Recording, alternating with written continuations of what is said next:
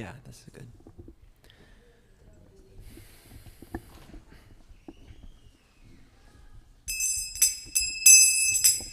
Jaya Radha Madhava Kunja Bihari Gopi Jana Vallabha Giri Varadari. Jaya Radha Madhava Kunja Bihari Gopi Jana Vallabha Giri Varadari.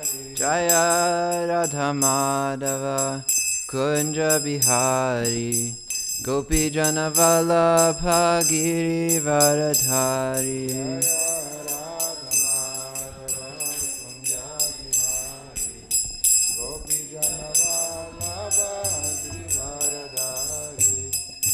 Yashodanandana Vraja Janaranjana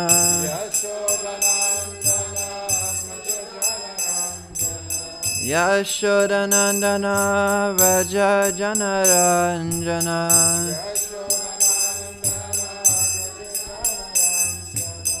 Yamunatira Vanachari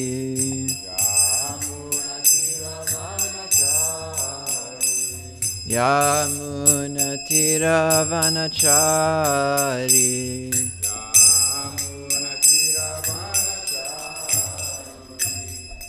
Jaya Radha Madhava Kunja Bihari Gopi Jana Vallabha Giri Varadari.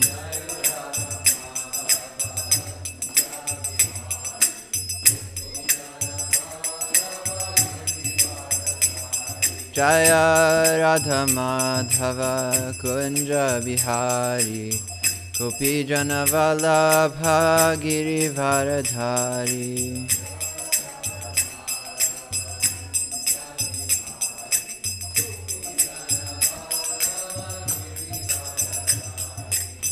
Yashodanandana Vraja Janaranjana Yashodanandana Vraja Janaranjana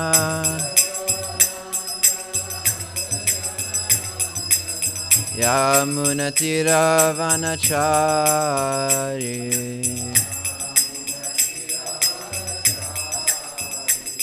Yamunatira Vanachari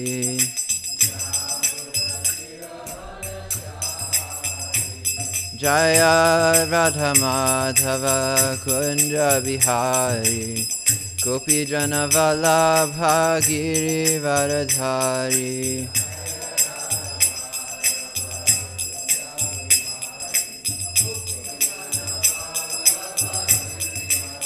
Hare Krishna, Hare Krishna, Krishna Krishna, Hare Hare, Hare Rama, Hare Rama, Rama Rama, Hare Hare.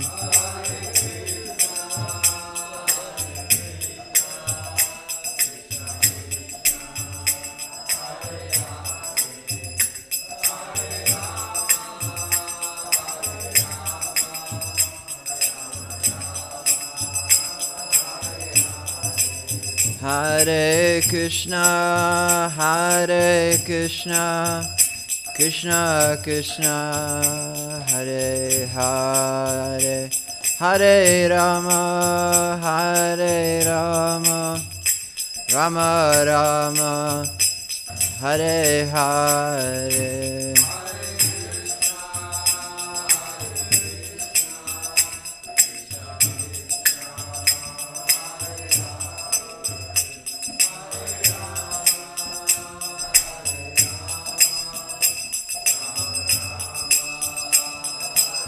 Jaya Jaya Prabhupada, Prabhupada, Prabhupada, Jaya Jaya Prabhupada.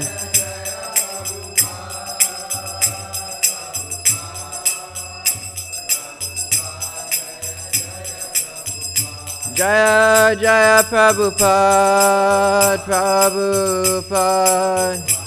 Prabhupada Jaya Prabhupada.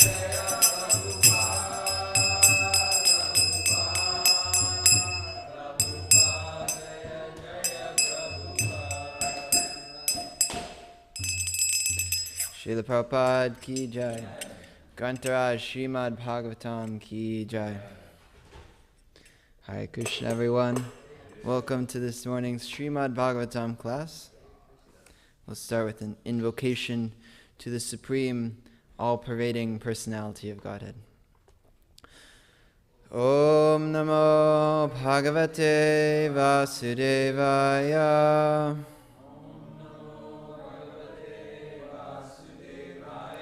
Om Namo Bhagavate Vasudevaya.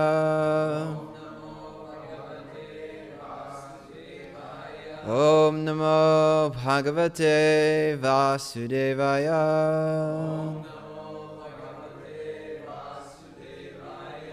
All together. Narayanam namaskritya naram chaiva narottamam devim sarasvatim vyasam tato jayam ujirayat. Before reciting the Srimad Bhagavatam, which is the very means of conquest, one should offer respectful obeisances unto the personality of Godhead, Narayan, unto Narayan Rishi, the supermost human being, unto Mother Saraswati, the goddess of learning, and unto Srila Vyasadeva, the author. Nasha prayeshva badveshu nityam bhagavata sevaya bhagavati uttama shloke bhaktir bhavati naishtiki. By regular attendance in classes on the Bhagavatam, and by rendering of service to the pure devotee, all that is troublesome to the heart is almost completely destroyed, and loving service unto the personality of Godhead, whose praise of the transcendental songs is established as an irrevocable fact. Om Jnana Timirandasya Gyananjana Shalakaya Chakshurun Militam Yena Tasmai Shri Gurave Namah. I was born in the darkest of ignorance, and my spiritual master opened my eyes with the torchlight of knowledge. I offer my respectful obeisances unto him. Alright, so today we are reading from the Srimad Bhagavatam, Canto 4, Chapter 7. Let's see. Yeah, and then we are going from, I have to check which text. I don't remember the number, but I remember what the text said. So, I think before that. Yeah, I think 27. Yeah. Oh wait, yeah, 26. So, who remembers what happened last class? Anyone remember? We were talking about, who remembers what happened in the story last class?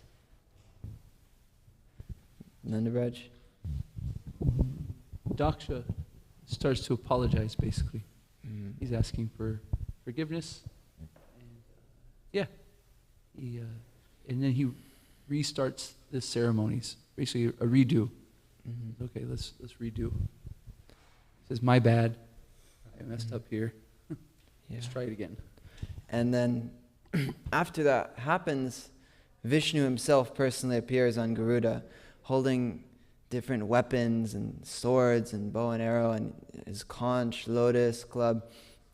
And he's there at the sacrifice to kind of grace the sacrifice and to let it happen. And so now, this is kind of going to be the theme of our class is, now that Krishna is here, what do we do? You know, we're always saying, oh Krishna, please come before me, let me see you, please let me go to you. Okay, Krishna's in front of you, now what do you do? What happens? So that's kind of what we're going to talk about today. And so we're going to see first what Daksha says, and then we're going to see what everyone there says. This is actually going to be a long list of different prayers offered by the people at the assembly. So, do you want to start?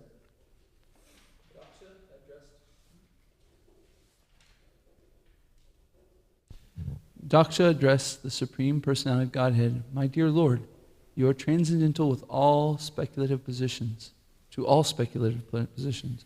You are completely spiritual, devoid of all fear, and you are always in control of the material energy. Even though you appear in the material energy, you are situated transcendently. You are always free from material contamination because you are completely self-sufficient."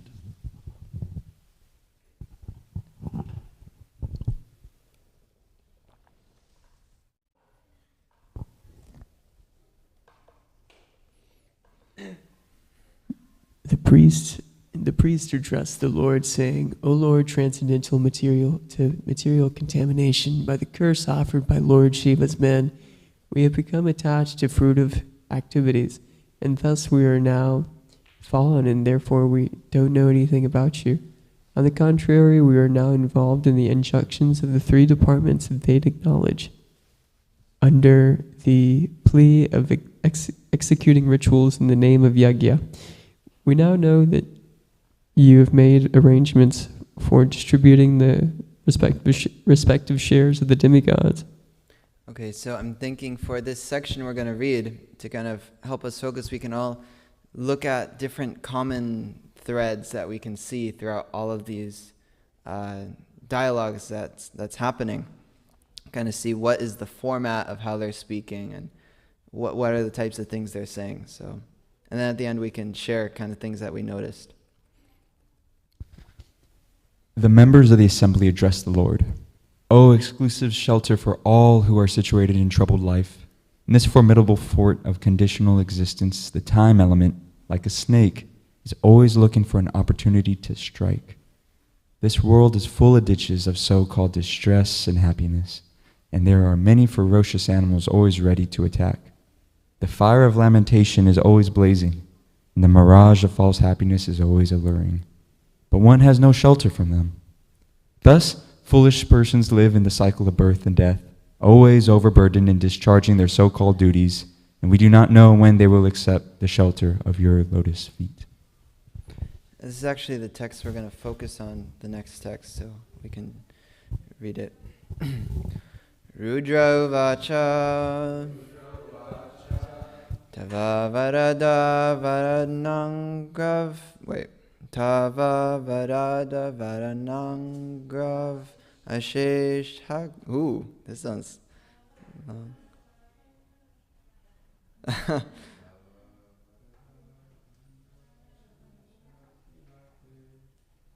You want to try? I don't think I can figure it out.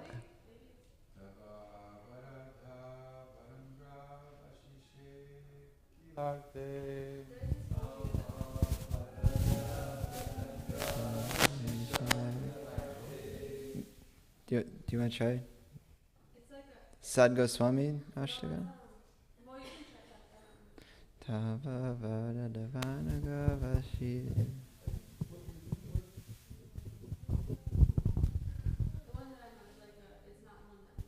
Okay, you can just chant it. Tava Varada Varangra Vashisha Kilarte. Tava Varada Varanagra Shishilarte. Yapi Munivir Ashaktar Adarenar. Adarenar Hyaniye. Yapi Munivir Asakter Adarenar Hanye. Yadira Chita Diyam Avadya Loka Pavidham. Yadira Chita Diyamavido Loka Pravidhanam. Japati Naganaya Tattvat Paranugrane. Japati Nanganaye Tattvan Paran. Okay, you want to try it? Tava Varada Varangra Vashishiha Kilarte. Anyone wanna attempt it? This is probably one of the hardest verses I've seen in a Bhagavatam.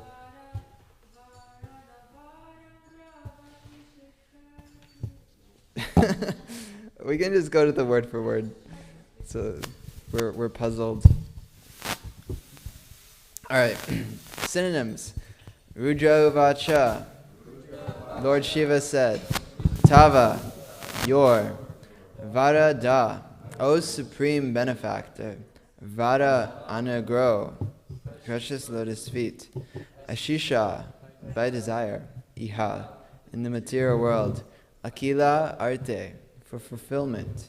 Hiapi, certainly. Munibhi, by the sages. Asaktai, liberated. Adarna, with care. Arhanye, worshipable. Yadi, if. Rachita Dhyam, mind fixed. Ma, may. Avidya Loka, the ignorant persons. Apavidham, unpurified activity. Japati, utterers. Naganaye, do not value. Tat, it. Tvat pada anugrahena, by compassion like yours. I can just read the translation. Lord Shiva said, my dear Lord, my mind and consciousness are always fixed on your lotus feet, which, as the source of all benediction and the fulfillment of all desires, are worshipped by all liberated great sages, because your lotus feet are worthy of worship. With my mind fixed on your lotus feet, I am no longer disturbed by persons who blaspheme me, claiming that my activities are not purified. I do not mind their accusations, and I excuse them out of compassion, just as you exhibit compassion toward all living entities. Purport. Someone like to read the purport? Lord Shiva expresses herein his regret at having been angry and having distributed the sacrificial activities of Daksha. King Daksha had insulted him in many ways, and thus he had become angry and had frustrated the entire sacrificial ceremony. Later, when he was pleased, the yajna performances were reinstituted, and therefore he regretted his activities. Now he says that because his mind is fixed on the lotus feet of the Supreme Lord Vishnu, he is no longer disturbed by the ordinary critics of his way of life. From this statement by Lord Shiva, it is understood that as long as one is on the material platform, one is affected by the three modes of material nature. As soon as one is in Krishna consciousness, however, one is no longer affected by such material activities. One should therefore always be fixed in Krishna consciousness, busy in the transcendental loving service of the Lord. It is guaranteed that such a devotee will never be affected by the actions and reactions of the three modes of material nature. This fact is also corroborated in Bhagavad Gita. Anyone who is fixed in the transcendental service of the Lord has surpassed all the material qualities and is situated in the status of Brahman realization, in which one is not afflicted by hankering for material objects. The recommendation of the Srimad Bhagavatam is that one should always be Krishna conscious and should never forget his transcendental relationship with the Lord. This program has to be followed strictly by everyone. From the statement of Lord Shiva, it is understood that he was always in Krishna consciousness, and thus he remained free from material affliction. The only remedy, therefore, is to continue Krishna consciousness rigidly in order to get out of the contamination of the material modes. Srila Prabhupada ki jai. The only remedy, therefore, is to continue Krishna consciousness rigidly in order to get out of the contamination of the material modes. Hare Krishna. So this is a really profound prayer by Lord Shiva. Often we find that we're interacting with the world, and often people will blaspheme us, people will hurt our feelings, and Lord Shiva, he's describing that, how because his mind is always fixed on the lotus feet of Krishna, he's no longer disturbed by persons who blaspheme him, claiming that his activities are not purified. And so we can kind of look at the format of this, and this is actually a prayer by Lord Shiva. He starts in the beginning with glorification. He's saying how magnificent Krishna is, how his lotus feet are worshipped by all the sages, and then he goes on to state his realization. So this is kind of one of the types of prayers that we can see in the Bhagavatam. I was thinking, a lot of people when they read the Bhagavatam, the prayers are kind of the densest part. It's like, oh my God, it's prayers time. But actually, these prayers, they're very important for our spiritual life because praying is so integral. I'm wondering, why do you guys think praying is such an emphasized part of the Bhagavatam, or why praying is so important in our spiritual lives? Any thoughts? Uriel? I can just repeat it, or yeah. Take the mic. Perhaps because it is our one of the ways we directly communicate with Krishna, and it seems like the Srimad Bhagavatam is how we should become Krishna conscious, and so that's a great way to lead us in understanding how to do so. Jai, any other thoughts? Just some guesses. Why do we pray? What's the point of praying? Why does Bhagavatam emphasize prayer? Whenever I think about prayer, I remember Urdhva Prabhu, when he was living here in Dallas. He would always encourage us to compose our own prayers to the Lord. And for me, it was like the personal aspect. We have our own unique individual relationship with the Lord, and so composing those prayers, praying to the Lord like that, it's not, so I think sometimes, at least for myself, I can get in the habit of just saying something, but not actually paying attention to what the real meaning is behind what I'm saying. So praying personally like that, creating that prayer yourself, keeps it personal and real. Yeah. Prema? Last thought? Hare Krishna. Yeah, and the similar note that everyone else is saying. It's such a personal offering, and like I know there have been times where I'll start praying before bed. Like I don't think that I Jai Shruti Prabhu. Jai Shruti Sagar Prabhu. Hare Krishna. Like I don't think that I have much to say to Krishna, but I'll start to pray, you know, Krishna, thank you, and this is something that I struggled with today. And then all of a sudden I bring myself to tears just by revealing my heart to Krishna in that way, even though I didn't think that I needed to do that. Thank you. So, or one last one, that's fine. Oh, okay.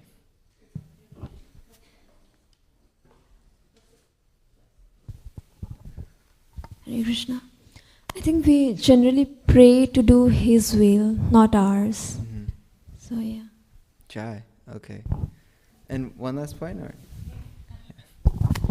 I just think prayer is the ultimate expression of humility, because we're acknowledging that we're very small and we're reaching out for help to Krishna, and we're acknowledging that we can't do anything on our own. And when things, especially when things are going really well for us, we think that we're in control. So it's just really important to pray regularly to acknowledge our true position as a servant and as a very tiny speck of Krishna's splendor. Jai. Yeah, I was thinking, the Christians, they often say, prayer works, and it's like, oh, it's kind of true. I remember one time I lost something, and I was like, oh my God, I can't find this. And someone was like, have you tried praying on it? I was like, oh my God. But, you know, actually it works. We see cases in the Bhagavatam where prayer is actually very powerful. It doesn't even matter what you're praying for, in a sense, because like Uriel said, prayer is a direct way to reach Krishna, a direct way to communicate with Krishna. We're seeing in the Bhagavatam is about Krishna's pastimes, Krishna's activities, and we're seeing how are people actually interacting with God? How are they interacting with Krishna? It's so profound. You never see anything like that in the world. Someone's talking to God. But what happens when people talk to God? They're praying. They say, oh Lord, your lotus feet are worshipped by all the sages. So, yeah, I'm thinking there's a few examples in the Bhagavatam just to kind of help us visualize what prayer can be. Right now we're seeing a prayer where someone's sharing their reflections on their experience. They're sharing what they've learned from Krishna. He's saying, I've learned how to be compassionate because you are compassionate. I've learned to be not disturbed by blasphemy because you're letting me fix my mind on your lotus feet.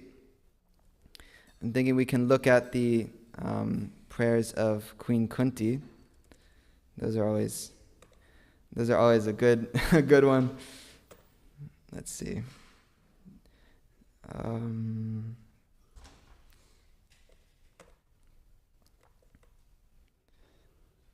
Need to see which text. I think it's in the 20s or something. Yeah, so first we're seeing the same format as the other prayers. It always starts with some glorification of some kind. And then Queen Kunti, she's talking about her experience now. We can if someone wants to read it, actually, text 23 and 24. Manjari, go begin. O Hrishikesh, master of the senses and lord of lords, you have released your mother Devaki, who was long imprisoned and distressed by the envious King Kansa, and me and my children from a series of constant dangers. My dear Krishna, your lordship has protected us from a poisoned cake, from a great fire, from cannibals, from the vicious assembly, from sufferings during our exile in the forest, and from the battle where great generals fought. And now you have saved us from the weapon of Ashvatthama. And then you can just read one more. I wish that all those calamities would happen again and again, so that we could see you again and again, for seeing you means that we will no longer see repeated births and deaths. Okay, yeah, this is an amazing prayer. If you haven't heard it before, it's one of the most famous prayers in the Bhagavatam. And yeah, we're seeing again the format of glorification, and then they actually have a request that they want to present before the Lord. And this one is a very amazing request. They're praying for calamities to come upon them. Thinking also just on the topic of just pray on it, pray for it. Regardless of what it is, we see the story of Dhruva Maharaj. And Dhruva Maharaj, he had this desire. Often we have strong desires, spiritual or material. And he says, "Mom, I'm so upset. I'm so angry. I want a kingdom greater than my father's." And his mom says, "Pray on it," basically. She says, "Go to God for it." And that's actually how his mom is his spiritual master, is that when there's no wrong time to pray on it. There's no wrong time to go to God for it. There's no desire that's not legitimate to present before God, because He already knows your desires. And when you present it before God, these desires, they actually take on a different nature where they're far greater than anything you could have ever even asked for. And we see with Dhruva Maharaj, he's a 5-year-old boy, and he gets upset one day because his father wasn't giving him affection, and he was instead prioritizing his brother. That's kind of the story in a nutshell, but he gets very upset and he goes to his mother. And this 5-year-old boy, he goes into the forest, and then he sees Krishna, and he's saying, "I came here with this desire to have a kingdom greater than Brahma. And now that I see you, that desire, it seems so pointless now." And then Krishna, he still fulfills his desire, and he gives him the kingdom, but he also gives him so much more. He gives him devotional service. He gives him bhakti unto him. Thinking, does anyone remember the prayers that we read last week in Sri Radha Govinda Priya Prabhu's class?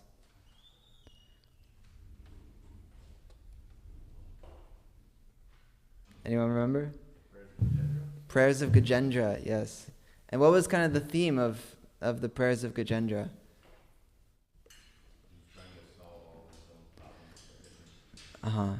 Yeah. He's struggling, kind of like how we're struggling. And he's trying to solve his problems. So this is another way that we can see how we can pray. So far we've seen that we're sharing our realizations to Krishna, or we're requesting something of Krishna, and then in this we're in this position of struggling, and we're asking for help. Does anyone remember what Gajendra says?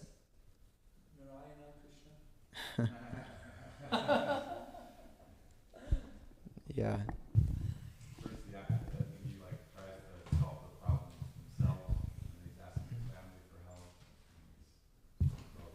Mm-hmm.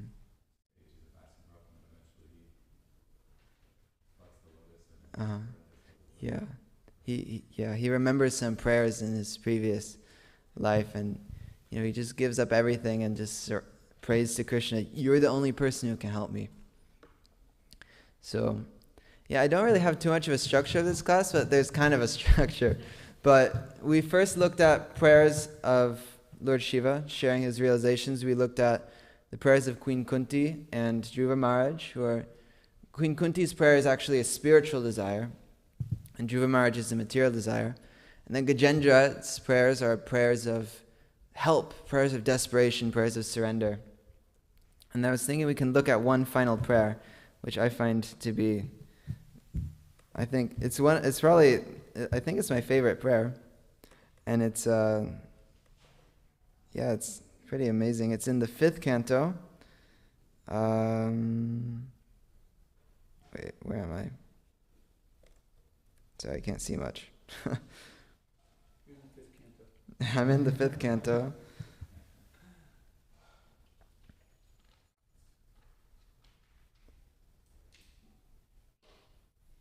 Oh, okay. I'm here. Prayers offered to the Lord by the residents of Jambudweep. And then we actually hear a prayer from one of our favorite characters in Krishna consciousness, Prahlad Maharaj. There's actually 2 prayers here, so we can read them. The first one is really cool, and it's really fun to say. Let's see. It's in a few texts. So Prahlad Maharaj, he's offering prayers to his Ishtadev. Ishtadev is like the Lord of your heart. And so we all have a certain form of Krishna who's most dear to us, a certain mood with Krishna, and so we can get a glimpse into Prahlad Maharaj's mood. I'm wondering, do you guys want to, or we can just go to the translation, but this is a really cool, I don't really know how, but I can try. Om Namo Bhagavate Nrsimhaya Namas. Om Namo Bhagavate Nrsimhaya Namas. Tejase Yeah, I think all of these prayers are actually not in the meter. But yeah.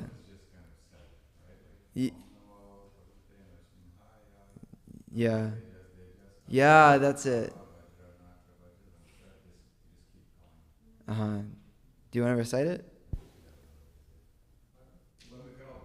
Okay, yeah. Om Namo Bhagavate Nrsimhaya Namas. Tejase Avirava Vajranaka Damstra Karma San Randhaya Tamograsa Grasa Om Swaha Abhyam Atmani Bushtit Om. Good job. Woo-hoo. All right, so this is the glorification part preceding Prahlad Maharaj's prayer. We can all say it together if we like. I offer my respectful obeisances unto Lord Nrsimhadev, the source of all power. O my Lord, who possesses nails and teeth just like thunderbolts, kindly vanquish our demon-like desires for fruitive activities in this material world. Please appear in our hearts and drive us away from our ignorance, so that by your mercy we may become fearless in the struggle for existence in this material world. Wow, that's very powerful, right? This is in the 5th canto, I believe, 18th chapter, text 8. And then the next text, we see another prayer, kind of like Queen Kunti's, a spiritual desire. Please rip out my material desires, for my demon-like desires for fruitive activity in this material world. And then Yeah, it's very powerful and relatable. But then this verse I find to be so sweet. I don't know what this is I think this is gonna be easy to recite, but I never know. Svasya. We can all say it together. Svasyastu Vishvasya Kala Prasidatam Dhyayantu Bhutani Shivam Mitodya Manascha Bhadram Bhajatar Adokshaje Avesyatam No Patir Apya. Translation. May there be good fortune throughout the universe, and may all envious persons be pacified. May all living entities become calm by practicing bhakti yoga, for by accepting devotional service, they will think of each other's welfare.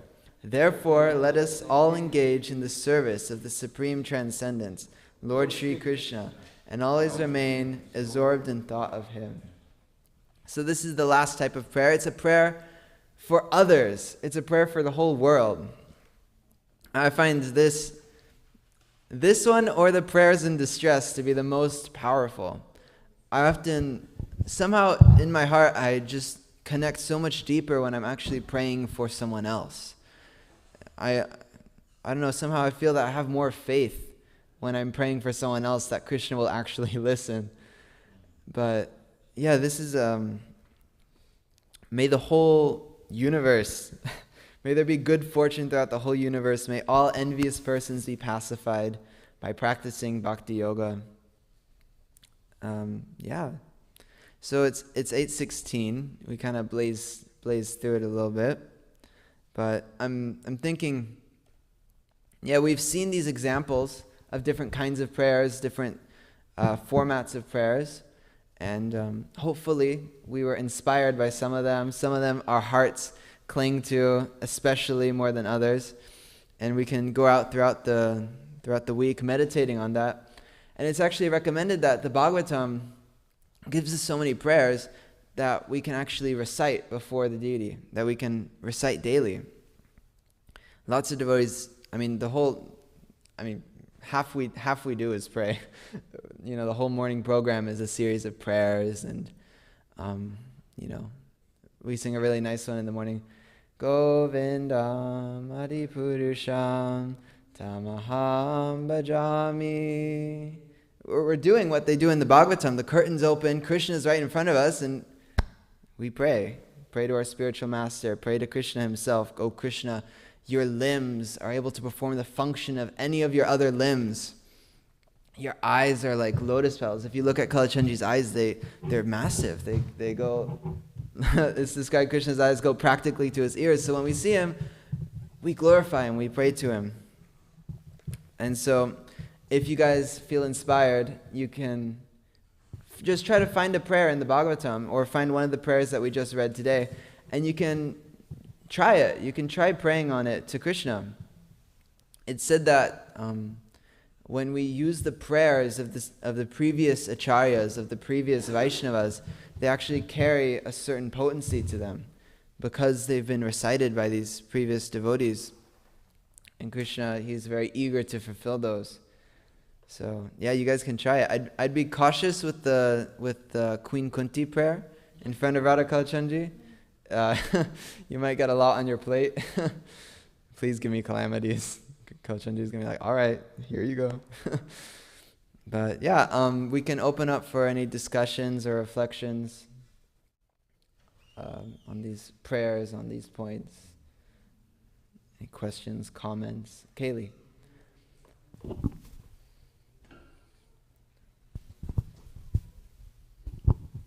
Hi, Krishna. Thank you for the class. This is really inspiring and feels really personal. I am curious about the best way to pray. Do you think just kind of like that, doing it in the mind, or simply just writing, or should it be spoken? Does it matter? Do you think it makes a difference? And then I have another question. Thank you. That's a really good question. The first thing at the top of my head is just whatever comes to your heart at the moment. If you feel like writing something, that's great. If you feel like just thinking it, that's great. If you feel like, saying it, that's great. I was thinking, the act of praying, just do what's natural. We see Kardama Muni, he's praying for a wife. He's a very exalted, very elevated sage. He's been a brahmachari for thousands and thousands of years. But he's praying for a wife. Why? Because you just have to be real with Krishna. You just have to say, Krishna, this is my situation. I'm not, I can't pretend to be a pure devotee. I can't pretend to only have this kind of desire. So that's my thought on just doing whatever's natural to you. Does anyone have any other thoughts on what's best, writing or speaking or just keeping it in the mind? All right. Any other comments, questions, or Uriel?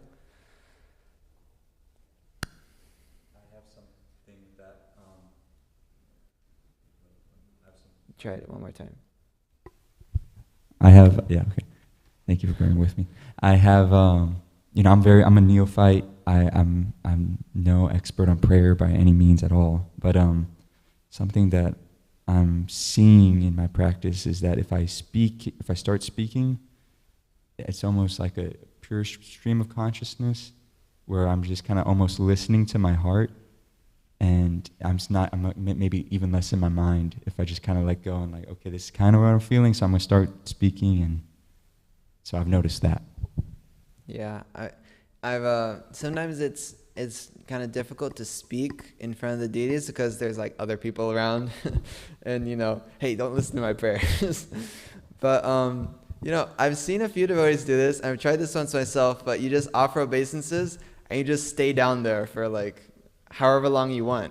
You don't have to get up from your obeisances, and you can just go on just talking.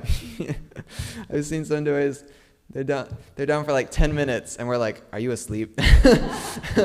But yeah, actually you can take that alone time with Krishna, however that looks for you. If you have personal deities at home, if you have a picture, or just in your mind, Krishna is always with you. So yes.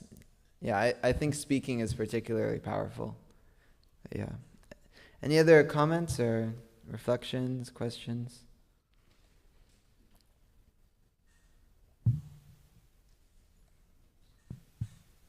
Nisingha.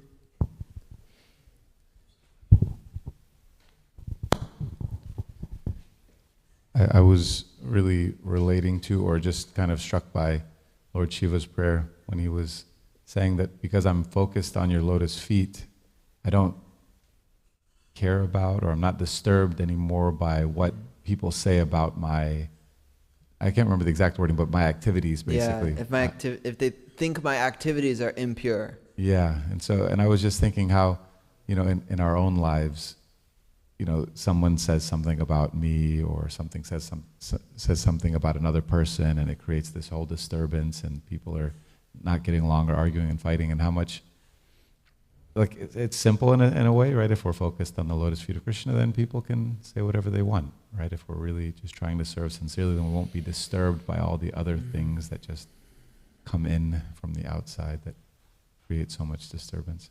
So it's really related to that. Yeah, it must be very relevant as a temple president, if people, hey, why is the screen like that or something? I don't know. That's just my thought. I experienced that too. It's like,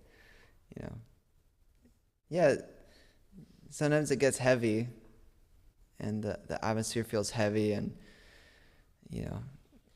if people can think that your activities are unpurified all they like, but it's really you and Krishna.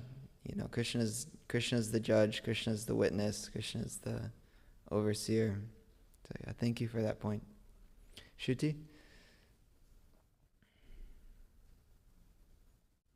Kanteya here pointed out that there are 10 types of prayers, actually. And if you don't mind, read please. It out.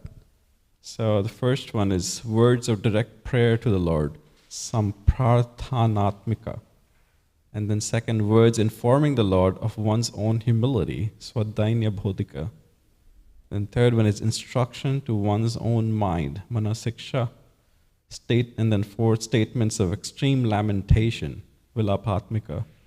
Then statements revealing the glories of the Lord's devotees, Vaishnava Mahima Prakashika. Then supplications made to one's spiritual master or onto the devotees of the Lord, Sri Guru Vaishnava Vigyapti Rupa. And then statements revealing the desire to live in the holy places of the Lord's pastimes, Sri Dham Vase Lipsatmika.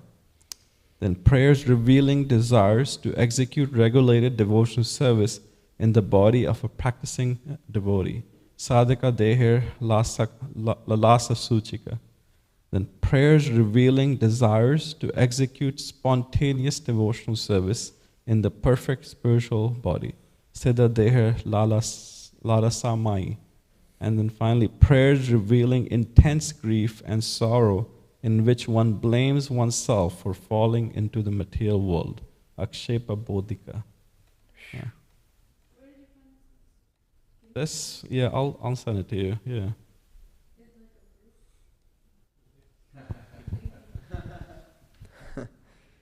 Yeah, thank you. Wow. That's so many different ways. Prema? Something?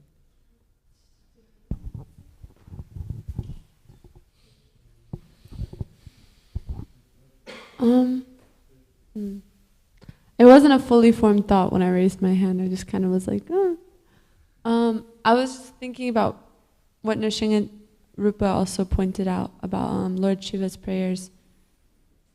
I find that for me, at least, and I know that like growing up, even when I was a kid, this would happen. Like if I would get accused of something, even if I didn't do it, I would feel guilty. Like I would feel like I did it. And so I see now, like in my service, if I'm accused of like not trying hard enough or, you know, these types of things, part of me wants to think like, but I'm trying so hard. And then there's another part of me that's like, no, like I'm not trying hard enough. I need to do more and do more and do more. And I think both could be valid in different ways, but how do we know when? Pray on it. Right, okay. That's all you can really do. You just pray on it and Krishna will give you the intelligence, hopefully. Dadami buddhi yogam tam. Krishna says to those who are constantly devoted to serving me, I give them intelligence. So that could be another prayer. I tried to do that last night. I wrote like, I have no idea what I'm doing. Can you give me some intelligence, please? Thank you for that reflection. I was just going to say in response, I think also having trusted people in your life that you can go and ask to, your mentors, seniors, those that you have a relationship with that know you well. And when you are like wondering about something, if you have that good relationship with them and trust them, then you can go and ask them, and they can help give you that clarity too. Hare Krishna. It's a very nice class. I just wanted to share an observation. When I was reading I'll Build You a Temple, the Jew Whose Story by Giriraj Swami, I was really struck by, in his letters, how he spoke to Srila Prabhupada. And I realized that in many of them, they were a prayer. They were just like so many prayers that we see in Srimad Bhagavatam, which made me think that's probably how we should speak to the spiritual master. He would always acknowledge his position, Giriraj Swami, his position, his bad qualities, and then he would glorify Srila Prabhupada of all of his good qualities and all of the service that he had done. So now when I hear I'm just amazed. It's so beautiful. But then the other thing I was going to say is, although I pray all the time, and although Krishna has helped me in so many ways, I certainly can't say my prayers have never been answered. But there's always a part of me that thinks, but does he really care? Because I'm not a pure devotee. Doesn't he only ever really listen to the prayers of the pure devotees? And I don't know where I got that idea from. I mean, of course he cares, he loves us, but do you know what I mean? Yeah. It's described how, usually if we can get a Vaishnava to pray for us, that's like even better. Like if we can get a pure devotee to have us in their mind. So in a sense, what you're saying is kind of true, but also Krishna, of course he cares, of course he's listening to us. It's kind of both. Like Krishna, if we go out of our way to say, please pray for me to other Vaishnavas and senior Vaishnavas, then hopefully Krishna will listen. And I was also thinking, prayer is such a universal thing. It's in all faiths, practically. That's like the one thing that ties together, like, practically all the faiths, Christian, Muslim, Judaism, is this aspect of prayer. It's kind of like a common ground that we can all stand on. I remember growing up as a child in this community who was kind of trained on prayer, trained on religious principles and things like that. I prayed for a lot of like really crazy things, and they didn't get answered. They never got fulfilled, thank God. But that's actually His mercy. It's similar to Dhruva Maharaj's prayers, is that, we may pray for something, and it's ultimately bad for us. We shouldn't be praying for that. So Krishna will instead take that, and He'll change it into something else. He'll make it palatable for us. So it's not that He didn't answer our prayer, but He more said, like, I can't really work with this, yeah, like I'm not gonna do this. This is ridiculous. I'm not gonna give you this random stupid thing, Also, He does do that sometimes. He does give us the random thing, but in a way that we won't want it anymore. Or He gives it to us, and there's like a million different ways that He could respond to our prayer. But yeah, it's 8:30. Oh, one more comment.